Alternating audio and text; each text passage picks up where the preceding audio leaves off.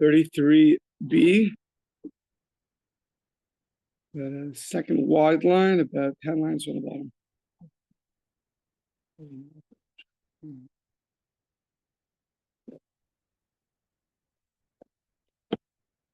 Talking about material that absorbs wine and therefore forbidding wine from the idol worshiper. So kasi, so cups. Ravasi, cups of that are earthenware cups.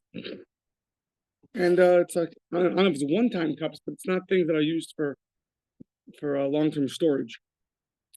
So these cups, Ravasi Aser, Ravashi Shari.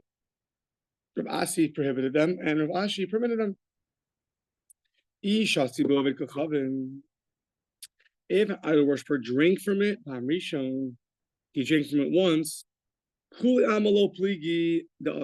agrees that the wine got absorbed, it's going to be prohibited.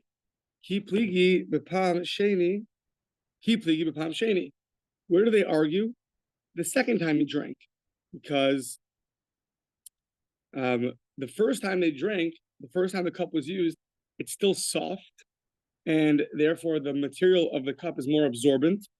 But after that, it got already harder, and therefore the second time it's going to become it's less absorbent. It's a harder material, and that's where they have their dispute: is it still permitted or is it still prohibited? Another version is the first two times in this version, everyone agrees that it's a softer material, and therefore it's going to be prohibited because it absorbs the wine more. And there's a worry that he used wine for idol worship, and now you're going to use your drink, and it's going to get some of that taste inside, and that's going to be usher. However, the third time, that's where they disagree. Are we still worried on the third time of its use or not? The hilchas of the halacha is Pam Rishon v'Sheni Aser, Shlishi Mutter. The third time they use it, that's already going to be permitted in these earthenware cups. Amar of Zvid, Hayimani de Kunya, Chiyura v'Ukmas. You have these white and black vessels, some kind of earthenware vessel covered over, sounds like some kind of metal. Yeah, there's some kind of lead covering. So these vessels, shari, the white and black ones are permitted. However, Yeroka Aser, but the green one is prohibited. Why? Mishum de mitzvah. Because of mitzvah. Mitzvah sounds like it has certain earth material to it, and therefore the green ones are going to be more absorbent.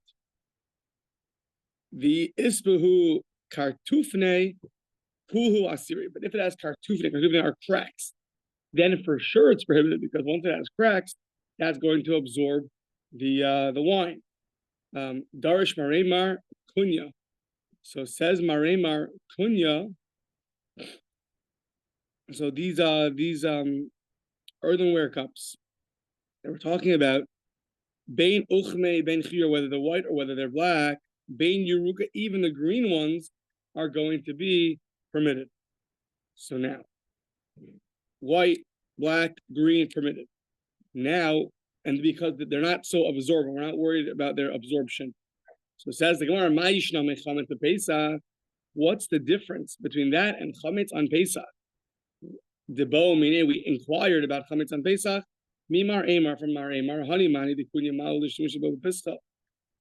So these earthenware vessels can use them on Pesach, or are you worried that chametz was absorbed in them, and therefore you're going to get the taste of chametz on Pesach? So says the Gemara, Yeroka lo tibayla the mitzarfi. Green is for sure prohibited because it's a mitzarfi. It's coated in a certain way, which is more absorbent. Ubali, and therefore it absorbs. The asiri, and therefore it's prohibited. Kiti bailach is chiyuri v'ukmi, the white and black. The white and black vessels apparently are less absorbent. That's our question on Pesach. My. So what about the white and black vessels? So even though earlier Maremar said when it comes to Yain Nesa, the wine of the idol worshippers, green, white, and black is all going to be permitted. On chametz, we're saying now on Pesach, green is for sure prohibited. The question was regarding white and black vessels. So ki isbu cartoon phase, obviously if it has cracks in it, then nothing doing, that's going to be very absorbent. The cracks.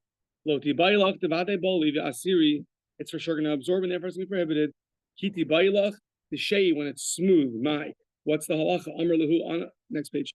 Amar lahu ana chazina lahu de midaisi. The kevan de midaisi vadai bali. We see it, so to speak. It sounds like it's like sweating, meaning it's very moist. It's a very moist vessel, and therefore, since it's moist, so the moist goes from the inside to the outside, and that helps it absorb, and therefore it's going to be prohibited. So now, white and black on Pesach prohibited. When it comes to Yayin Nesach, though, Rav Zit said that white and black is going to be permitted, and green is going to be usher. And Maremar said no, they're all permitted. But yet on Pesach we see, not like that. On Pesach we see that the green one is for sure prohibited, and the white and black, we're saying now, is going to be prohibited. Also, yeah. Okay. So what's the difference between Yain Nesach and Chametz on Pesach? It's much more stringent Chametz on Pesach. So maybe you'll tell me what's the go-to. The go-to is my timer. Oh, someone's like, so what's the reason why it's more strict? HaTorah hi'ida al kli cheres she'eino yotze midei dofen olam. The Torah testified that the only way to purify a earthenware vessel is to break it. You can't really purify it because you don't get the taste out. So that's why on Pesach, these things that are absorbent are forbidden forever. So if that's true, how come by Yain Nesach, some of the vessels we say are permitted? Ma'isham Yain Nesach. What's the difference between Yain Nesach, our idol worshiper wine, that some vessels we permit? The chitem chametz deraisa, your go-to would be one's biblical and one's rabbinic. The chitem chametz Yain Nesach derabanan. Maybe it's because chametz is deraisa, but Yain Nesach is derabanan. Says the Gemara, that's not a good answer. Why? Because the rule of thumb is v'hal kol de tikkun rabbanon ke'ein deraisa tikkun. The rabbinic enactments are based off the biblical principles, and therefore, if we see that earthenware in the Torah is something which is so absorbent that if it would get impure, you'd have to break it, it would not make sense that the rabbis would make an enactment not similar to those rules. So therefore, that's not a good distinction, because if that was the distinction, then all the earthenware should be prohibited, just like it is on with in terms of chametz on Pesach. So, yeah. So rather like this: zeh tashmisho b'chamin, v'zeh tashmisho b'tzonein. The difference is it's usually used with cold or usually used with hot. When it comes to chametz, you're using these vessels all the time, so you use it with hot water, and therefore it's very absorbent. However, these vessels that are generally used, wine is generally cold when it's stored in the vessel. So since the wine is cold, it's going to absorb much less, and therefore there'll be many more leniencies regarding these vessels because there's much less absorbent. Sounds like, though, if you knew that they use it with hot water, if it's a vessel that the non-Jew, the idol worshiper uses all year round, and now he happens to put some wine in there, then it sounds like, yeah, it would be prohibited. But generally, there's less of a chashash, less of a worry because of it's used in cold, not hot.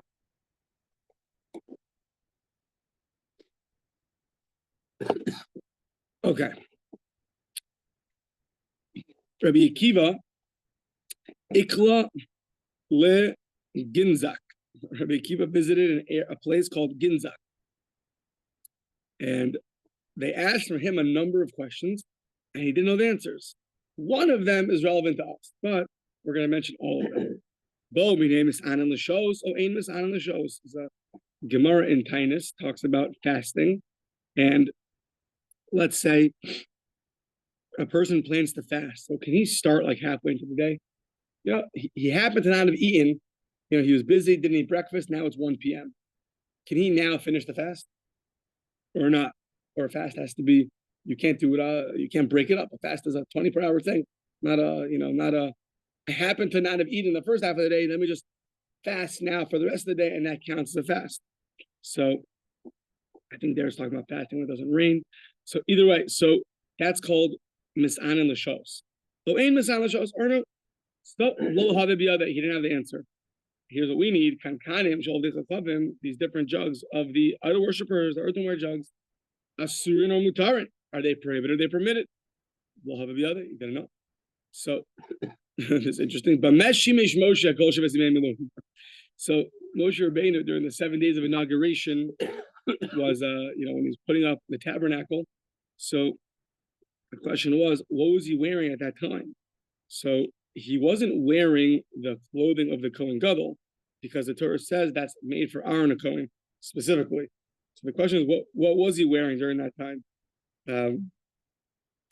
Yeah. Yeah. So, and same thing, V'lo have b'yodei.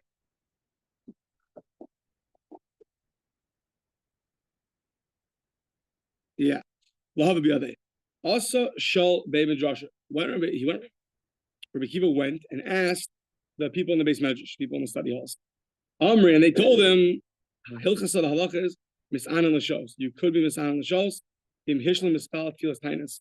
That if you only fasted, if you happen to have not eaten until halfway through the day, and then you decide to fast, that will be considered a good enough fast, and you'll be able to pray the proper prayers which you would do on a fast day.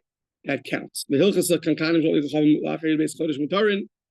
these jugs of the other worshippers after 12 months, they are permitted. They are permitted to be used. We're not worried about the absorption. Yeah, but if Rashi says if you want to use them beforehand, then you got to do the rinsing. Then you have to rinse out with water beforehand, so to get to make sure that nothing got absorbed inside. But Meshimish Moshe b'Shavas Me'emilun b'chaluk lovan in a white shirt. Rav Kahana Masni b'chaluk lovan she'ein bo imra. It's very interesting that he was wearing a white cloak that doesn't have a hem. It doesn't have a hem. Now, I think there's a lot of explanations of what exactly this means. Doesn't have a hem. So Rashi says one but doesn't like it.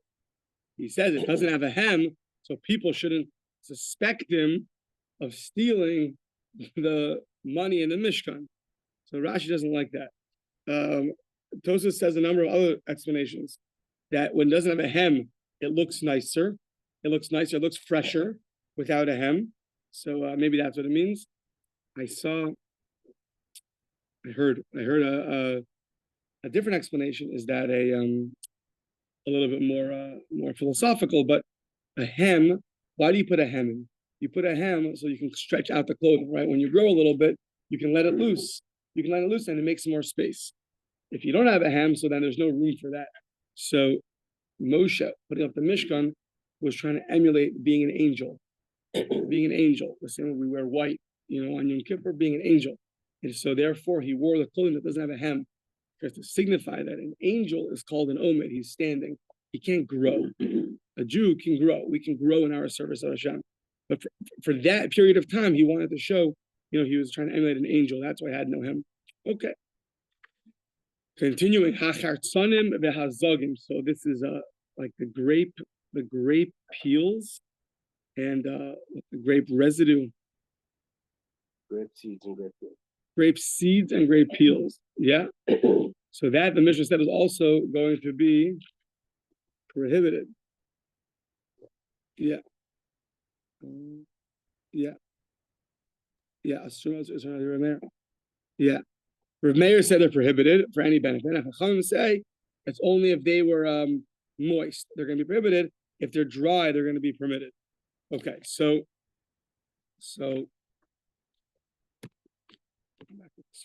yeah. Okay, so what does that mean? Let's see. The grape seeds and the grape peel shall like the Chachamim. If they're moist, they're prohibited. If they're dry, they're permitted. So what does that mean? What's moist? What's dry? When do you have a status of moist? When do you have a status of dry?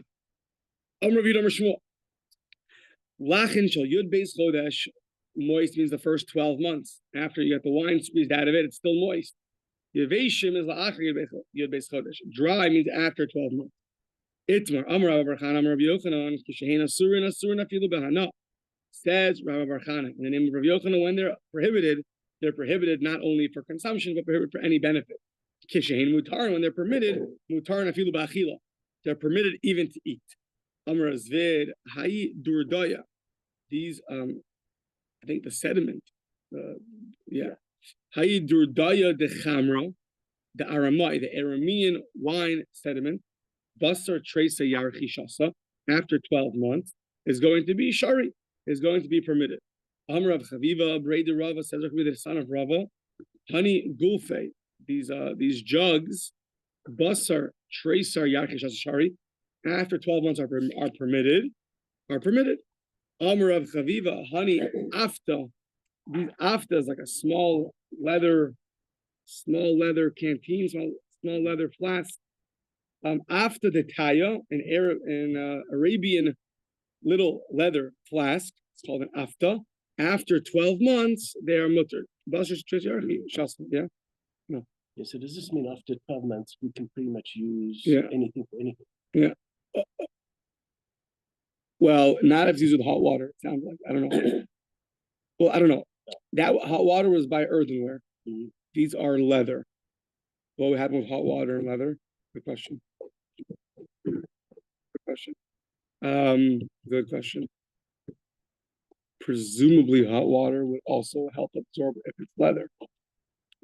I don't think it's only earthenware. Earthenware would absorb better. It's more absorbent. That we have to look up.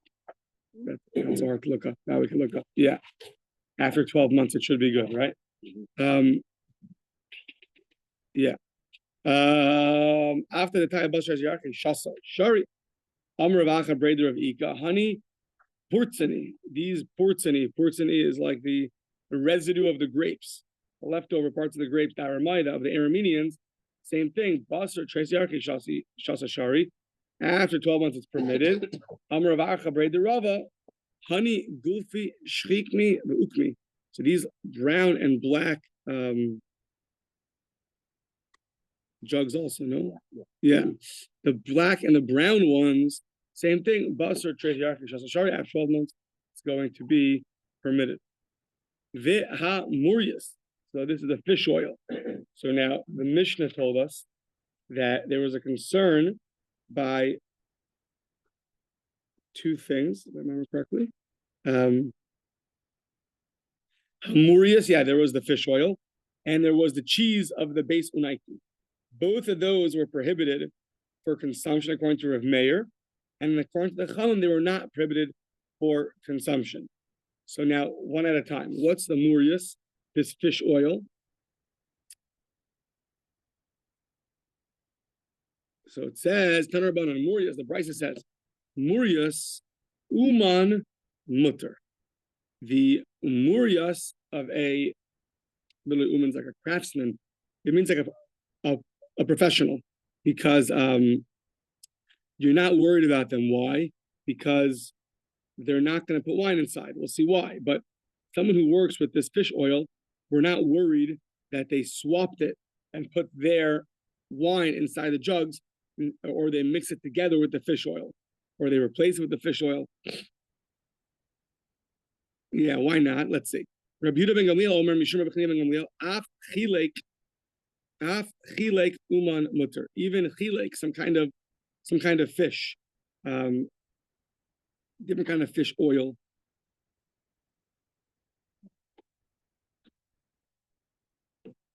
Yeah, sounds like it was we'll see coming up in a few daf, but a luxurious fish for the idol worshippers. But that's also we're not worried about that being mixed with idolatrous wine. So Tani Avimi Breder of Abo, Murias Uman Mutter.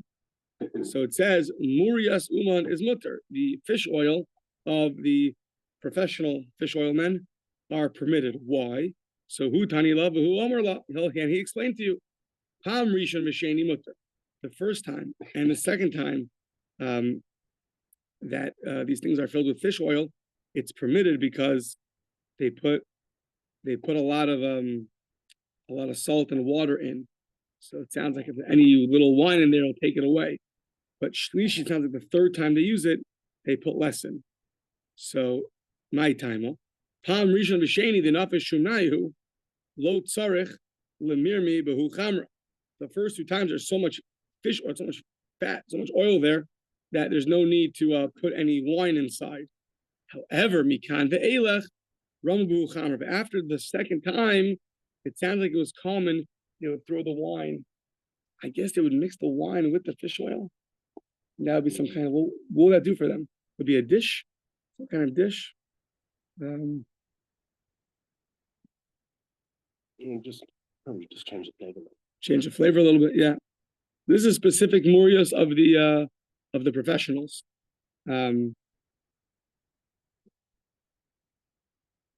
Yeah, sounds like a professional. He's more doesn't just put wine into fish oil. He knows what he's doing. He's selling it. He's not going to ruin it. But the Mishnah, which may have had a dispute about fish oil, could be referring to regular people, not special craftsmen, which therefore were more concerned. Hahu Arba, there was a ship, the Muryasa of fish oil coming to shore. The Asi, Le Nemila de Akko. It came to the shores of Akko. Osiv Rabbi Abba, Dimin Akko, Rabbi Abba from Akko, he called his security team.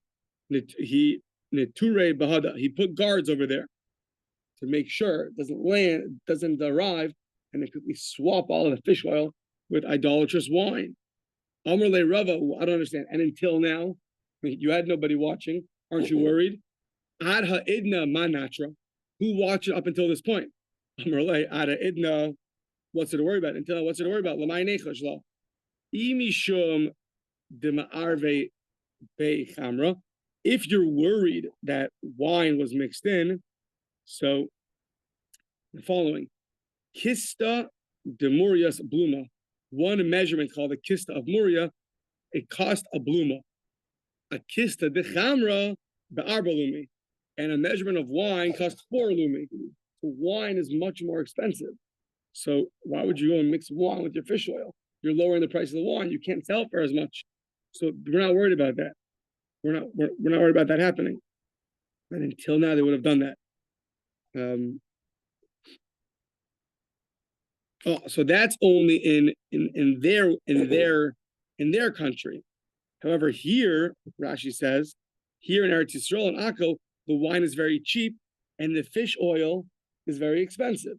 So once you landed in Israel, then they might change it up, and that's what we're worried about. That's why he made a security guard to make sure that they don't do that.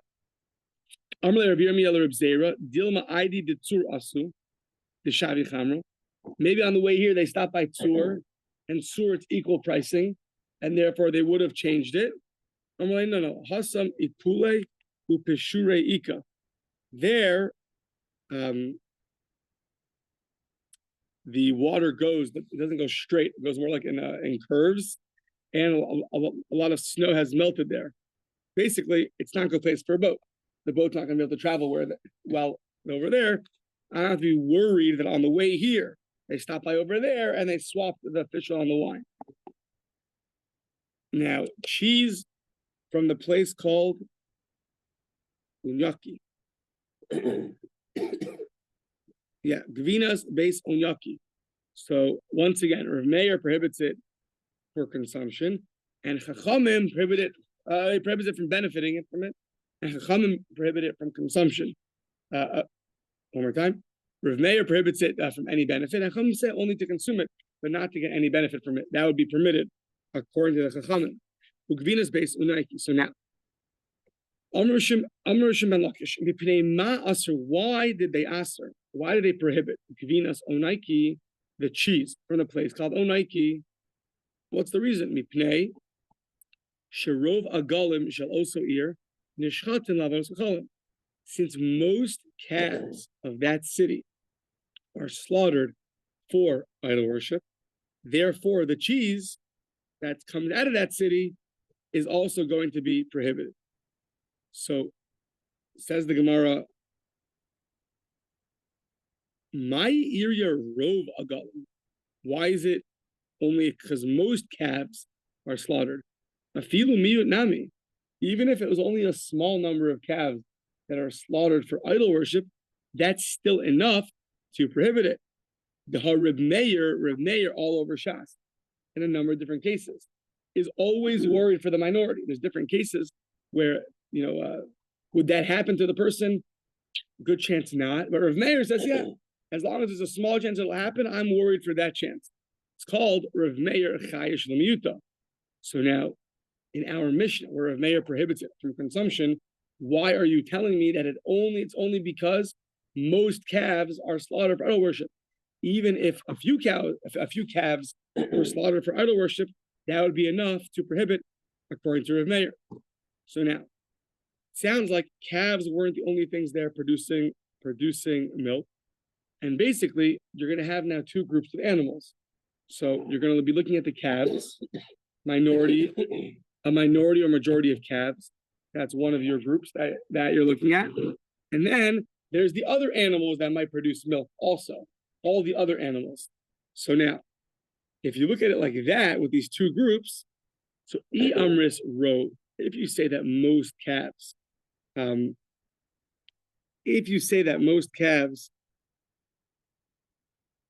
are slaughtered for idol worship, so now you could say that we can prohibit some of the cheese because out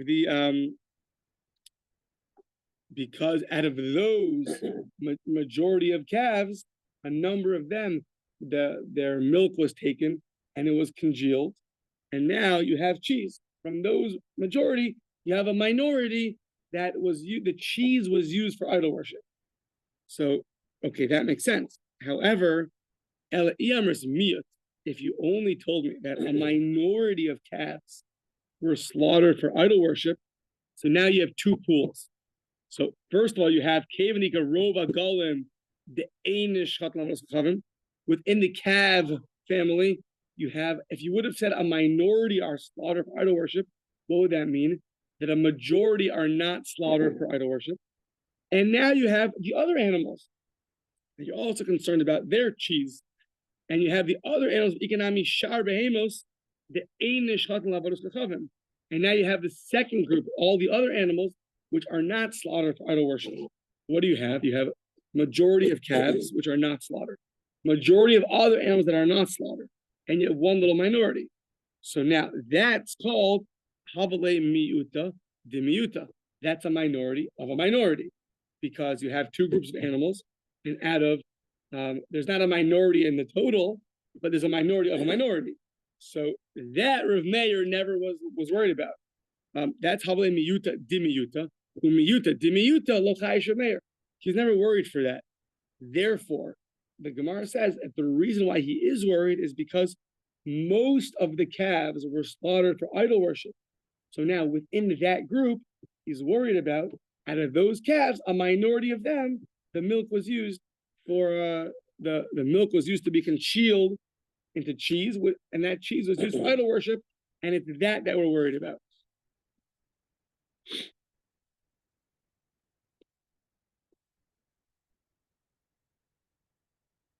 Yeah.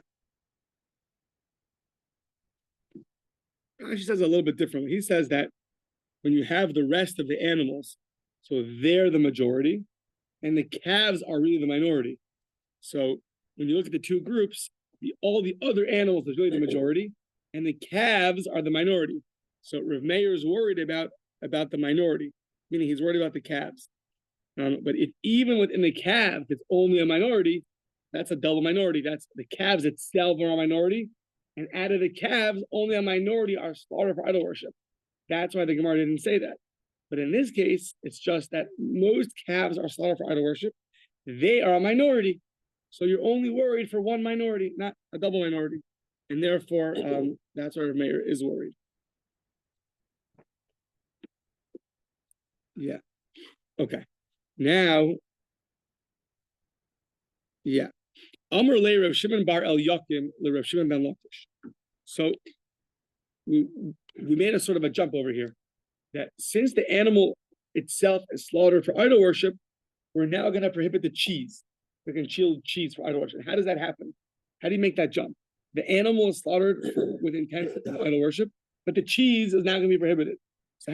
So now, Amar le Rav Shimon al Yakin le Rav Shimon ben Lakish.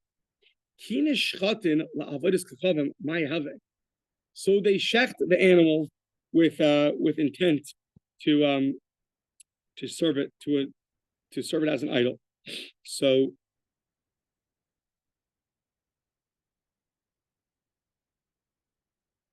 Yeah, so you're going to slaughter the animal that you're going to use some of the animal for idol worship.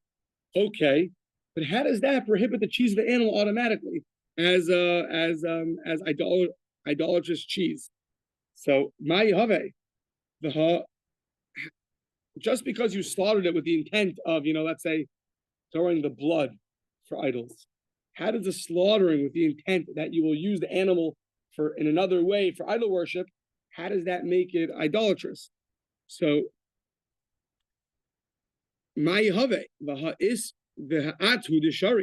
you, Reish Lakish, yourself permitted this. What did he say? The Itmar. Or so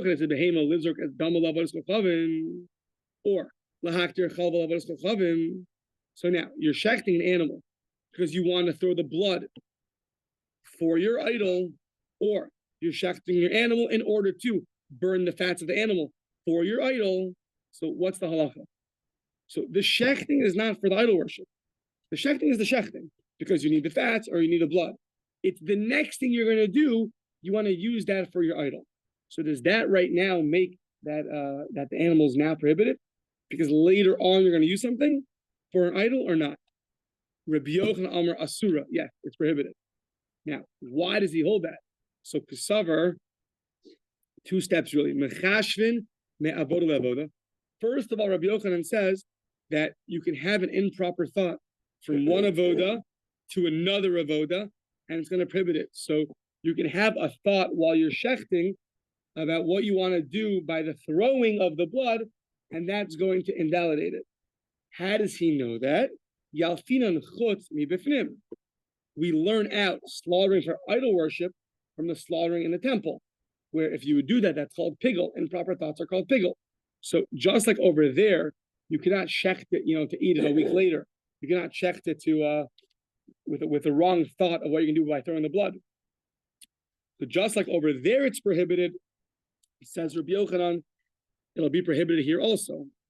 So therefore, it'll become idolatrous now. Reb Shimon ben Lakish Amar, which is what he's asking, it's muteris. It's permitted. Apparently, he doesn't understand that we're learning out from the Beis Hamikdash to shechting for idols. He doesn't have that. So now, Reb Shimon ben Yakim asked Reb Shimon ben Lakish, and he said, you yourself said this is permitted. So, and yet you were the one who said why the cheese is prohibited. You're the same one who says the shechting of the cow was going to make the cheese prohibited. But you're the one who says that that's permitted. So what are we going to do? So he says, Amar le tarminach shaitach. Your mazel, your luck has been raised up. Meaning, I don't know, it sounds like that's a good question you're asking. Sounds like, I don't know, your mazel has been elevated. So maybe it's a good time to a backhanded compliment, I guess. According to the Rabbah, Resh Lakish explains Resh Lakish to mean, may you merit in the future to ask, well, this time, however, you didn't do that. Right. Okay. So yeah. So meaning, really, I guess he's like davening for him, like, hope that you have better luck, because this question was I have an easy answer for you. So what's the answer? He says, the Omer b'gemar zvicha hu ovda. So b'gemar zvicha hu ovda means he's not having in mind for the next thing he's going to do. He's having in mind that the slaughtering itself should be for idol worship. So Rashi says that he says in his heart, b'zvicha zu ovda lavonos chachavim. In my heart, he's thinking, I want this to be for idol worship. Yeah, and that is very different. That even Reish Lakish says that when it comes to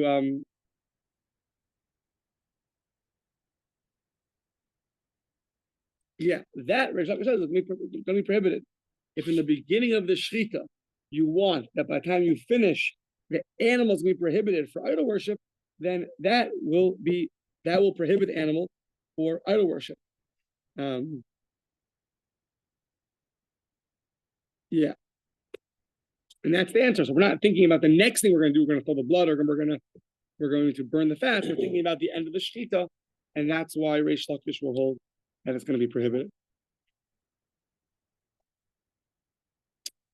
Yeah. Okay. Amar Yehuda, Sha'ol Rabbi Shmuel. So towards the end of the Mishnah, there was a conversation that took place. Rabbi Shmuel asked Rabbi Yeshua when they were walking, why is the cheese of idol worshippers prohibited? And he told them back because they congeal it. They congeal it into they have this congealed cheese, and therefore it's we're worried about that. That he answered that an ola offering is more strict, and yet a Kohen can eat it if it doesn't, it's not too disgusting for him. So you see that the congealed cheese is a separate part of the animal.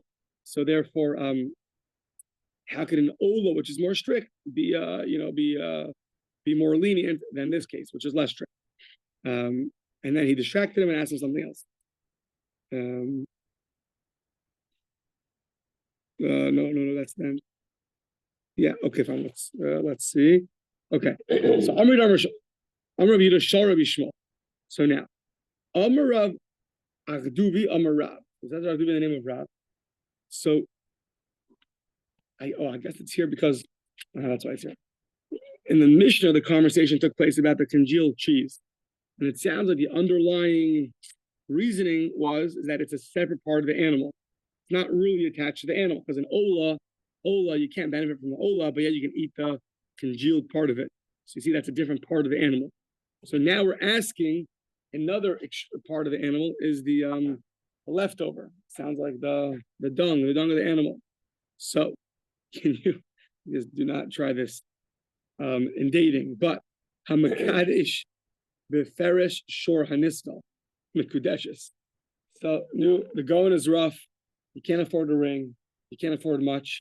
You take the leftovers of the ox that is going to be stoned. So the ox is a wild ox that killed somebody, so it gets stoned. Shor haniskal. The halacha is that a shor haniskal is prohibited from getting any benefit from. You're taking its dung and marrying a woman with it. Now, you cannot marry a woman with something which is asur b'hana. However, which is prohibited from getting any benefit from. Is this prohibited, or it's a separate entity? Says the Gemara that she's mikudesha. She's married and straight off to the shalom by herself. Yeah, no, she's first stop. Yeah. So, and you did a what? What'd you marry her with? The dung of an ox that is going to get stoned. Okay. So, anyways, so beferish, beferish egle avodas kochavim einam mikudeshes. However, if you take the same dung from the calves of an idol worshiper, so then that's einam mikudeshes. Why? What's the difference? Is that part of the animal, the extra part of the leftover part of the animal, is that really part of the animal or not part of the animal? Make up your mind. If it's really part of the animal, so then if it's part of the animal, then how is she married? And if it's not part of the animal, so then she should be married. What's the difference between the shor haniskal, the ox, which is going to get stoned, and the calf, which is slaughtered for idol worship? So, ibais ema svara, ibais ema kra. There's logic and there's a verse. The question is, do you want the expansion of the animal or not? When it expands, it's fatter now. Do you want that or you don't want that? When it comes to avodas kochavim, you want it. You want that. When it comes to idol worship, you want it to be fatter. Therefore, it's going to be prohibited, and therefore you can't marry a woman with it. You don't want it to be fatter. It's harder to kill that way. So therefore, that's an extraneous part of the animal. So now, or there's a verse. You can't have any of the idol worship things in your hand. You cannot go and eat any part of the flesh of the animal, the ox that's going to be stoned. It's only the flesh would have perishable mutaris, but the extra part, the dung, is going to be permitted. What does it mean, permitted to eat? What does that mean? Is it dung the way we think of it, or it's? the Torah to tell you that it's okay. I guess yeah. You want to mix up something and you want to make it a nice dish. Yeah, I guess after you messed up with the wife, you do it for the honeymoon. I don't know. Look for the dung dish. I don't know. Yeah. Why are you eating this? I don't know. Okay. So, and then we're gonna invoke our Mishnah and we'll continue tomorrow. Where's Charles?